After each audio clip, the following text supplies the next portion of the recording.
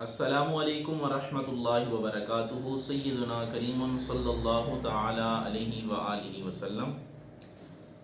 آج کل ایک پنجابی نعتیہ کلام جس کا مطلب سرداریاں مختاریاں محمد اتے ختم ہو گیاں زبان زد عام ہے، جس میں ہر ثنا خوان اور قوال اپنے کلام کا آغاز ہی جو ہے وہ اس پنجابی نعتیہ کلام سے جو ہے وہ شروع کرتا ہے۔ لیکن اس میں چند اشعار ایسے ہیں کہ جو قرآن و سنت کی روح سے اگر دیکھا جائے تو وہ عقیدہ توحید کے بھی منافی ہیں، اور اسی طرح شان رسالت میں بھی جو ہے اس میں تنقیص کا پہلو نکلتا ہے۔ تو اس وجہ سے اس کلام کو پڑھنے سے جو ہے وہ خود بھی آدمی باز آئے، اور اگر دوسرا کوئی محفل میں پڑھ رہا ہے تو اس کو بھی پیار و محبت سے سمجھائیں، اور جس بندے نے یہ کلام لکھا ہے اس تک بھی ہمارا یہ پیغام پہنچا دیں کہ جب بھی کوئی نعتیہ کلام لکھیں، لکھنے کے بعد سب سے پہلے صحیح عالم دین سے وہ کلام چیک کروا لیا کریں کہ اس کے اوزان ٹھیک ہیں یا نہیں۔ دوسرا، اس میں کوئی ایسی بات تو نہیں جو عقیدہ توحید کے منافی ہو یا شان رسالت کے منافی ہو، متصادم ہو۔ اگر ایسا کوئی شعر ہے تو اس میں ردل بدل کر کے اس شعر کو درست کر لیا کریں، اپنی تصحیح کر لیا کریں۔ تو آئیں سب سے پہلے اس شعر کی طرف چلتے ہیں، جس میں جو ہے شان رسالت میں جو ہے وہ تنقیص کا پہلو نکلتا ہے۔ ایک اس میں یہ شعر ہے کہ اقصا دے وچ یوسف کیا میں ہن کدوں سونا رہیا، اقصا دے وچ یوسف کیا میں ہن کدوں سونا رہیا، قدرت دیاں شاہکاریاں محمد اتے ختم ہو گئیاں۔ تو سب سے پہلے اس شعر میں یہ بتایا گیا کہ حضرت یوسف علیہ السلام نے یہ بات کہی کہ میں اب کب سونا رہا، میں اب کب خوبصورت رہا۔ پہلی بات تو یہ ہے کہ یہ قرآن و سنت میں کہیں بھی ہمیں اس طرح کا حضرت یوسف علیہ السلام کا کوئی قول نہیں ملتا۔ پورے ذخیرہ احادیث میں اگر آپ کو اٹھا کے دیکھیں تو آپ کو کوئی جو ہے وہ ضعیف قول بھی اس طرح کا نہیں ملے گا کہ یوسف علیہ السلام نے کہا کہ میں جو ہے وہ اب خوبصورت نہیں رہا۔ تو یہ جو قول انہوں نے کہا ہے یوسف علیہ السلام کے بارے میں، تو یہ بھی ایک من گڑت ہے اور یہ جھوٹی بات ہے اور نبی کی طرف جو ہے وہ منسوب کی گئی ہے۔ دوسری، اسی شعر میں حضرت یوسف علیہ السلام کی شان میں جو ہے وہ ایک تنقیص کا پہلو نکلتا ہے کہ میں اب کب خوبصورت رہا۔ اسی طرح اعلیٰ حضرت رحمت اللہ تعالیٰ علیہ کی بارگاہ میں کسی نے جو ہے وہ ایک شعر پیش کیا، تو سب سے پہلے یہ بات بھی یاد رکھیں، اعلیٰ حضرت رحمت اللہ تعالیٰ علیہ فرماتے ہیں کہ حقیقتاً نعت شریف کہنا بڑا مشکل کام ہے،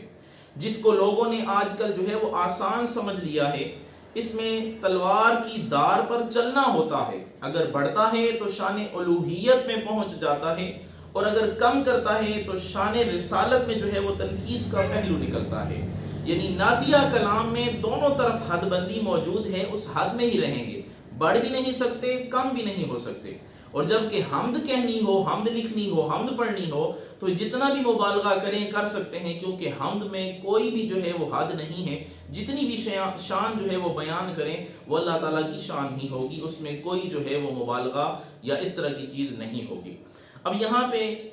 اس شعر میں اعلیٰ حضرت رحمت اللہ تعالیٰ علیہ کے سامنے کسی نے اس طرح ایک شعر پڑھا کہ شان یوسف جو گٹی ہے تو اسی در سے گٹی ہے۔ تو اعلیٰ حضرت نے جب یہ شعر سنا تو فوراً جو ہے وہ بتا دیا کہ یہ شعر جو ہے یہ حضرت یوسف علیہ السلام کی شان میں جو ہے وہ تنقیص کا ایک پہلو نکل رہا ہے۔ آپ نے فرمایا حضور علیہ السلام جو ہے وہ لوگوں کی شانیں گھٹانے کے لیے نہیں بلکہ شانیں بڑھانے کے لیے آئے ہیں۔ مثلا حضرت ابو بکر جب حضور علیہ السلام کی بارگاہ میں آئے تو صدیق اکبر بن گئے، عمر آئے تو وہ فاروق اعظم بن گئے، عثمان آئے تو ذو النورین بن گئے، حیدر آئے، حضرت علی رضی اللہ تعالی عنہ آئے تو وہ حیدر کرار بن گئے رضوان اللہ تعالی علیہم اجمعین۔ تو حضور علیہ السلام شانیں بڑھانے کے لیے آئے، گھٹانے کے لیے نہیں آئے، بلکہ تم نے اگر یوسف علیہ السلام کی شان بیان کرنی ہے تو یوں کرو کہ شان یوسف جو بڑی ہے تو اسی در سے بڑی ہے، تاکہ اس میں کسی بھی نبی کی شان میں جو ہے وہ تنقیص کا پہلو نہ نکلے۔ دوسری بات، جہاں پہ یہ اسی شعر کے آخر میں بتایا گیا کہ قدرت دیاں شاہکاریاں محمد اتے ختم ہو گیاں، تو یاد رکھیں اللہ تعالیٰ کی قدرت اللہ تعالیٰ کی مشیت، اللہ تعالیٰ کا ارادہ جو ہے وہ غیر محدود ہے، وہ لا متناہی ہے، غیر متناہی ہے، لا فانی ہے۔ اب اللہ تعالیٰ کی قدرت کو ختم کر دینا یا اللہ تعالیٰ کی قدرت کو محدود کر دینا، یہ قرآن و سنت کی روح سے یا قرآن سنت کی روشنی میں جو ہے وہ عقیدہ توحید کے منافی اور متصادم ہے، کیونکہ اللہ تعالیٰ قرآن کریم میں ارشاد فرماتا ہے قُلْ لَوْ كَانَ الْبَحْرُ مِدَادًا لِكَلِمَاتِ رَبِّي لَنَفِدَ الْبَحْرُ قَبْلَ أَن تَنفَدَ كَلِمَاتُ رَبِّي وَلَوْ جِئْنَا بِمِثْلِهِ مَدَدًا، کہ اے حبیب صلی اللہ علیہ وسلم آپ بتا دیں اگر سمندر میرے رب کی باتوں کے لیے سیاہی ہو جاتا تو ضرور سمندر ختم ہو جاتا، اور میرے رب کی باتیں ختم نہ ہوتی اگرچہ ہم اس کی مدد کے لیے اسی سمندر جیسا اور لے آتے۔ یعنی سارے سمندر کی اگر مل کے اللہ تعالیٰ کی شان، اللہ تعالیٰ کی قدرت، اللہ تعالیٰ کی جو ہے وہ ثنا بیان کرنا شروع ہو جائیں تو یہ سارے سمندر سیاہی بن جائیں، یہ سیاہی ختم ہو جائے گی، لیکن اللہ تعالیٰ کی قدرت، اللہ تعالیٰ کی شان، اللہ تعالیٰ کی ثنا جو ہے وہ بیان نہیں کر سکتے۔ تو اس شعر میں جو ہے وہ اللہ تعالیٰ کی قدرت کو جو ہے